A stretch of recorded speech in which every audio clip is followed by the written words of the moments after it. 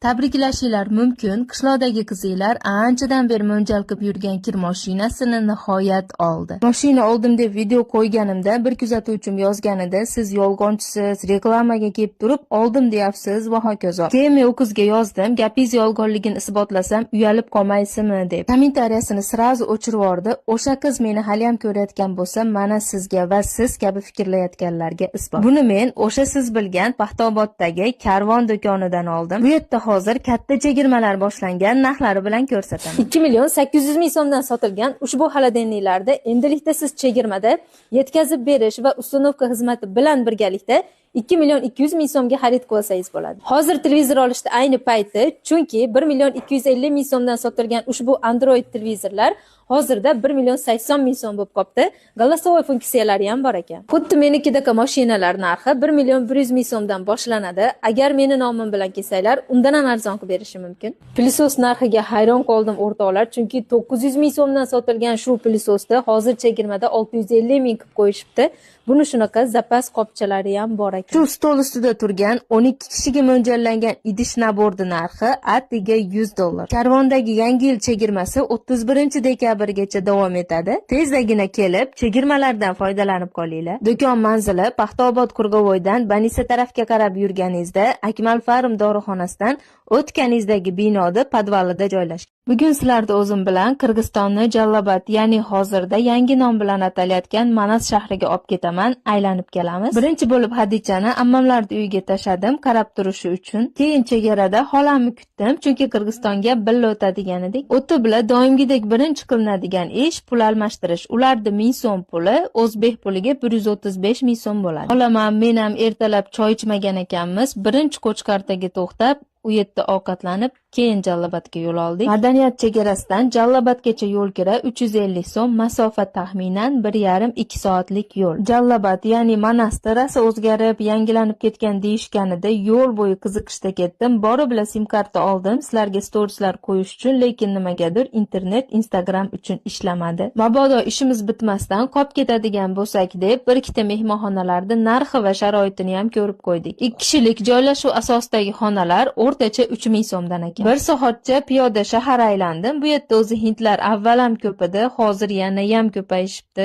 Asosiy o'zgarish bo'lsa, yangi qurilayotgan domlar juda ham ko'p va bir-biridan go'zal. Yo'l-yo'lakay bozorga ham kirdim. Ushbu jimpirni 500 so'mga oldim. Trend bo'lgan shu sviterlar bu yerda 850 so'm ekan. Xullas, kunim asosiy qismi shunaqa o'tdi. Xolam o'z ishi bilan ketdi va men ham uyimga o'zim qaytdim. Pechkani tozalaganimga hali bir hafta bo'lib ulgurmasdan yana tutashni boshladi va hamma yoqni qoraytirib yubordi. Bugun ham bir qator turbalarini tozalab turib, pechkani joyini o'zgartirmoqchiman. Pechka turbalari juda ham uzun joylashtirilgan edi. Shuni endi qisqartirib, ya'ni pechkani deraza tarafga jildirsam, turba ozayadi va tez-tez tozalaganimda ham ozroq vaqtim ketadi. Yomg'ir rosa yog'ayotganida turbalarni tozalash oson ishmas ekan. O'tgan safar dadam tozalab bergani uchun bir pasda bo'ladigandek tuyuluvdi. Ilojim yo'q, o'zim tozalayotgandim. Yaxshi dadam kelib qolib, o'zi tozalab berdi. Men ungacha pechkani joyini o'zgartirib turdim va dadam turbalarni joylashtirib berdi. Shuni ertaroq qilsam ham bo'lardi ekan. Uyam ancha kengayib qoldi. Endi tepa tarafga ham bironta kattaroq narsa sig'adi. Turbalar tozalangandan keyin pechka shunaqa zo'r yondi, umuman tutamadi. Uy muzlab ketganida o'tini yoqishni boshlaganimdan keyin 2 minutga qolmasdan tezdagina isidi. Bugun kechqurun ropparasi 20:00 da gift konkursimizga start beramiz. Homiylarimiz son 100 tadan oshmaydi va hozirda bizda 3 donagina joy qolgan. Garant 2000, prognoz 3000. Like, comment, story time hammasi bo'lib o'tadi. 100% jonli va ayollardan iborat auditoriya o'tadi. Auditoriyamdagilarni misqollab yiqqanman, ya'ni 100% jonli. Gift konkursda homiy bo'lsangiz, sizni ham profilingizga ayni shunaqa jonli auditoriya o'tadi. Startgacha vaqtingiz bor, shu reklama profilimga homiylik uchun yoza olasizlar.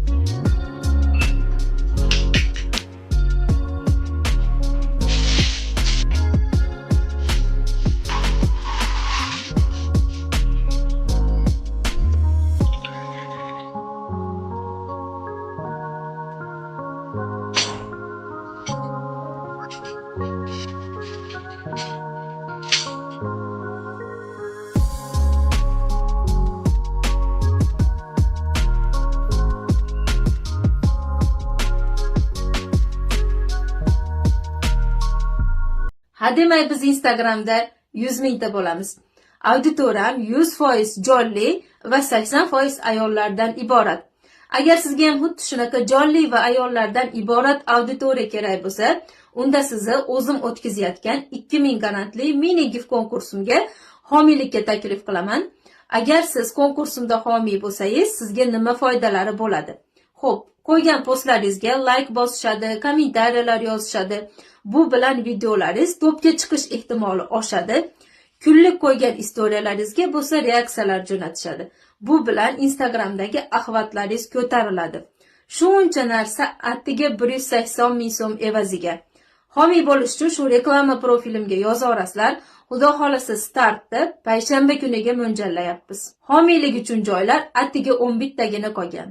Bugun bizni madaniyat qishlog'imizda kattagina bozor bo'ladi, ya'ni har hafta shanba kunida. Produktda qilishim kerak edi, men shunga chiqib ketyapman va bahonada sizlarga bozorimizni ko'rsataman narx-navolari bilan. Birinchi bo'lib kartadan 450 ming so'm pul yechib oldim. Nima deb o'ylaysizlar? Bu pul bozorlik qilishga yetadimi? Ichkariga kirib, birinchi tapichkamni tiktirib oldim 25 ming so'mga. Limonlar doimgidek 10 ming so'mga 3 tadan. Soda, sovun ro'yxatga qarab bozorlikni boshladim. 1-2 xil makaron oldim.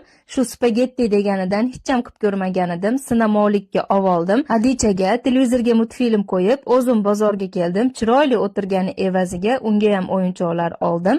Shu batareykali shamlar 3000 so'm ekan. Qiyma shashlikni yaxshi ko'radi, undan ham qo'shib oldim. Shu bilan bu yoqdan yengil narsalarni olib, kartoshka piyoz tarafga ketdim. Ro'yxat bo'yicha hamma narsa olindi va menda 10 ming so'm oshdi. Yukim ko'payib ketib, mashinagacha 2 reys qilib tashidim. Bozordan uygacha yo'l kirib 5 ming so'm. Bular menga bir hafta yetadi. Siz bozorlik uchun necha pul ishlatasiz va o'sha xaridingiz necha kunga yetadi?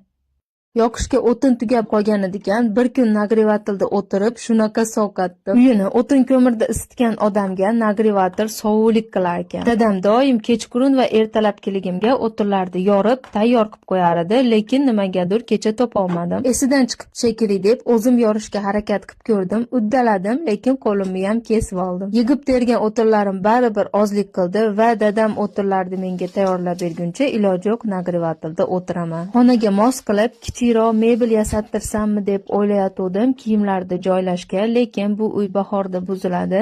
Undan keyin u mebelni qayerga ham joylayman dedimda, shunaqa vishilkalardan foydalanib turibman. Obedgacha mayda-chuyda ishlarimni qilib oldimda, qo'y yog'i olib kelgan edim jizza qilish uchun. 5-6 kun bo'lib qolgan edi, sal qosa esimdan chiqib aynib qolardi ekan. Tezdagina qo'g'irib qo'ydim. Ungacha Hadicha ham turdi. O'zim ertalab choy ichmagan edim. Birgalikda nonushta va obedimizni qo'shib qilib oldik. Andijon Jahon bozoridagi hamma mebellar ketdi deganlar adashadi. Shundoq yo'lda bo'yida joylashgan barcha turdagi mebellarni topsa bo'ladigan do'konda hozir sizlarga ko'rsataman narxlari bilan. Shu ko'rib turgan ugologiylari narxi attiga 1,5 million so'm ekan. Buni shunaqa sandiqlari ham bor ekan. Buni siz o'zingiz istagan rangda zakaz asosida yasattirsangiz ham bo'ladi. Bularda hozir mavjud ranglar 4 xil. Oshxona mebelini ushbu variantini narxi 2 million so'm. Bunisi 2 million 200 ming so'm. Buni ham rangi va kattaligini o'zingiz tanlaysiz yoki-da shu tayyorlaridan olib ketsangiz ham bo'ladi. 3 metrli bo'lgan ushbu mebelni hech qayerda yo'q narxga, ya'ni 3 million 700 ming so'mga olsangiz bo'ladi. Yaqinda remontdan chiqqan xonamga xuddi shunaqa mebel istayotgan edim. Buni narxi 1 million 100 ming so'm ekan. Faqat bo'yi ozgina balandroq ekan, meni uyimga to'g'ri kelmadi, bo'lmasa o'zim bilan olib ketib qolasiz. Hozir biz mijozlarga juda ham qulay bo'lib qolgan, o'zimizga yoqqan mebelni ustalarga telefon orqali rasmini jo'natsak, ular tezdagina kelib, razmer olib, tayyor qilib berishadi. Qarabsizki, o'zingiz istagan mebel uyingizda turibdi-yu. Shu qoldirilgan nomerlarga telefon qilib, mebelga zakaz bersangiz bo'ladi. Do'konni kelib ko'rmoqchi bo'lganlar uchun manzil Jahon bozori, Qurg'avoydan ozgina yurasiz. Topa olmasangiz, shu nomerga telefon qila olasiz.